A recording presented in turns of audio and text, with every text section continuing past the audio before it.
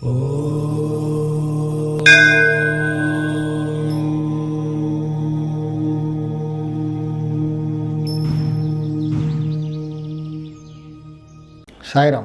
Vishwakarma Vasu YouTube channel చూసే వాళ్ళందరికీ కూడా wish you happy new year, నూతన సంవత్సర శుభాకాంక్షలు. రాబోయే రోజులన్నీ కూడా మీరందరూ కూడా వృద్ధిలోకి వచ్చి ఐశ్వర్యాలతో ఆయురారోగ్యాలతో వృద్ధిలోకి వస్తారని కోరుకుంటూ నేను ఒక చిన్న వినపం ఇక్కడ నా విశ్వకర్మ వాసు యూట్యూబ్ ఛానల్ చూసే వాళ్ళందరికీ కూడా ఒక రిక్వెస్ట్ ఏంటంటే, మీకున్న డౌట్స్ దేనిపైన నేను ప్రోగ్రామ్ చేస్తే బాగుంటుంది, ఒక వీడియో చేస్తే బాగుంటుంది అని ప్రతి వీడియోస్ మీరు చూస్తున్నారు, కామెంట్స్ పెడుతున్నారు.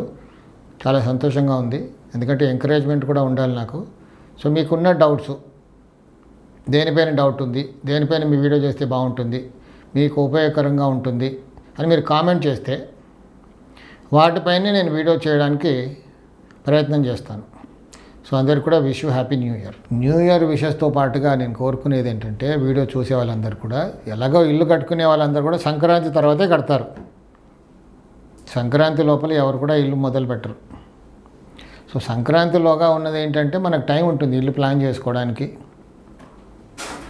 ఫైనాన్షియల్గా అన్ని మొత్తం ప్లాన్ చేసుకొని సంక్రాంతి తర్వాత ఒక మంచి రోజు చూసుకొని మనం ఇల్లు కట్టుకునేది మొదలు పెడతారు చాలా మటుకు కూడా.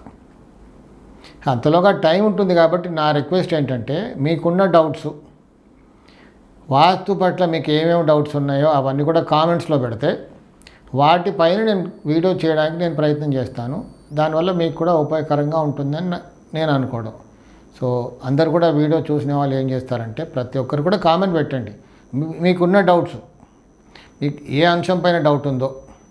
కొంతమంది ఏమడుగుతున్నారు, డూప్లెక్స్ హౌస్ ఏది డబల్ హైట్ ఉంటే బాగుంటుంది, గుమ్మానికి ఎదురుగా గుమ్మం ఉండొచ్చా, స్థలం అంతా ఇల్లు కట్టుకున్నాం, మెట్లు ఉత్తర వాయువ్యం గోడకు ఆనుకొని కట్టుకున్నాం, లేకపోతే తూర్పు గోడకు ఆనుకొని కట్టుకున్నాం, తూర్పు ఆగ్నేయం మెట్లు చిన్నగా ఉంది స్థలం, మరి వీటికి పరిష్కారం ఏంటి అని ఇలాంటివన్నీ చిన్నవి కూడా అడగొచ్చు మీరు.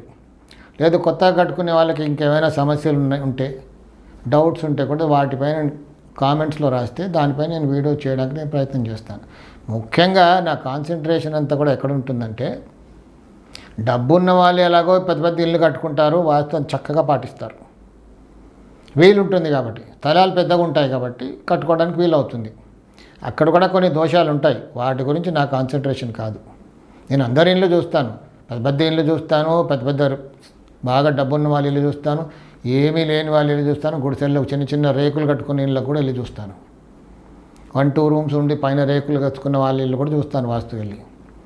సో నా కాన్సన్ట్రేషన్ అంతా కూడా ఎక్కడ ఉంటుందంటే, middle class below middle class వాళ్ళు బాగుపడాలి, వాస్తు పాటించాలి.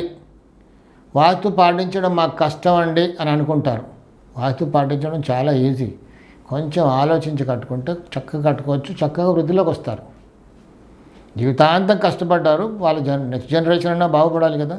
అస్తమానం అదే రేకుల ఇంట్లో ఉంటామా, పరిస్థితి బాగుపడితే వేరే స్థలం కట్టుకొని ఇల్లు కట్టుకుంటాం, లేదా ఒక మంచి ఫ్లాట్ కొనుక్కుంటాం అన్నది నా తపన. కాబట్టి మీ వీడియో చూసిన వాళ్ళందరూ కూడా కామెంట్స్లో మీ డౌట్స్ ఉంటే వాటిపై నేను వీడియో చేస్తాను. అంటే నా ఉద్దేశం ఏంటంటే, మిడిల్ క్లాస్ ఎందుకన్నానంటే, చిన్న ఇళ్ళల్లో మొత్తం వాస్తు మార్చడానికి కష్టం. కట్టుకునేప్పుడు కాస్త వాస్తు పాటింపజేసి కట్టించవచ్చు. ఆల్రెడీ కట్టుకునేసాం, ఇబ్బందుల్లో ఉన్నాం, వాస్తు దోషంగా ఉంది కాబట్టి బాధపడుతున్నాం. అక్కడ మొత్తం మనం 100% అతను బాగా చేయలేము, ఒప్పుకుంటాను. అట్లీస్ట్ ఒక 60% అయినా రిలీఫ్ ఇవ్వచ్చు కదా. అసలు చెప్పులు లేకుండా నడుస్తున్నాడు కదా, చెప్పులు వేస్తే ఎలా ఉంటుంది, కాలికి హాయిగా ఉంటుంది కదా. కొంచెం తలపైన ఒక 100 కిలోలు బరువు ఉంది, ఒక 60 కిలోలు బరువు తీసేస్తాం, ఎలా ఉంటుంది, 40 kgs ఉంటుంది తలపైన, కానీ ఒకసారి హాయిగా ఉంటుంది కదా, అప్పుడు కొంచెం వృద్ధిలోకి వస్తారు అప్పుడు అనేది నా ఉద్దేశం. సాయి రక్ష.